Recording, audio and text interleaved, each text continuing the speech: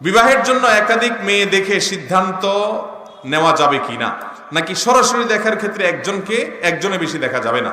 খুব দরকারি প্রশ্ন।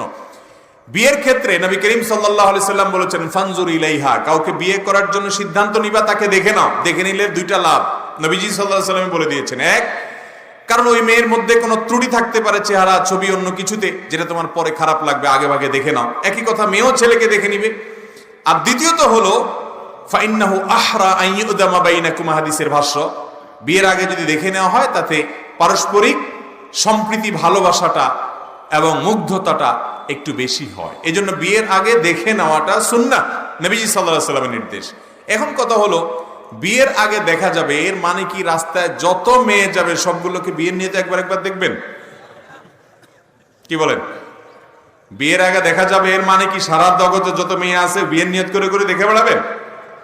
বিয়ের আগে দেখবেন এর মানে হলো এই মেয়ের বায়োডাটা নিলেন, তার 14 গোষ্ঠী সব তথ্য নিলেন, সবকিছু জানলেন, সব বেটে বলে হইলো, পারিবারিক ভাবে এবং ব্যক্তিগত ভাবে সব বোঝাপড়া পছন্দ হলো, শিক্ষা দীক্ষা অন্যান্য সবকিছু মিলে গেছে। এখন আপনি ফাইনাল ডিসিশন নিবেন।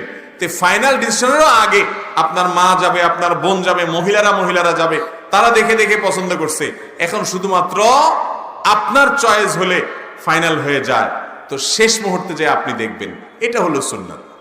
এখন এমনও হতে পারে যে সব হয়ে গেছে, এখন আপনি দেখতে গেছেন, দেখার পর আপনার চয়েস হলো না, তাহলে কোনো অসুবিধা নাই, আপনি আরেক জায়গায় আরেক মেয়ে দেখতে পারবেন। কিন্তু অনেক ছেলে আছে প্রবাস থেকে যখন বিশেষ করে আসে, দেশেও অনেকে আছে এরকম, যে সারা দেশের সারা এলাকার মেয়ে আর একটাও বাদ রাখেনি, সারা দিন শুধু ঘুরে বেড়ায়, 500 টাকার নোট একটা একটা করে ঝুলাইয়া এর 500 ধরায়া দেখে, ওই বাড়িতে আরেক মেয়ে দেখে 500 ধরায়া ওই বাড়িতে। এরকম বদভ্যাস আছে না নেই অনেকে?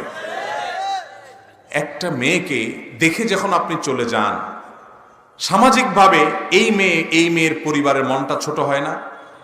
অতএব আপনি আগে অন্য সব দেখেন, ডিসিশন নেন, বোঝাপড়া করেন, এরপরে ফাইনাল ডিসিশনে যে মেয়েকে দেখেন। হুটহাট করে মেয়ে দেখলেন যেখানে সেখানে, এবং এক মেয়েকে 5 বার 7 বার 5 জন 7 জন দেখে যায়, তখন মানুষ মনে করে যে মেয়েটা ত্রুটি আছে, কেন সবাই বিয়ে করছে না?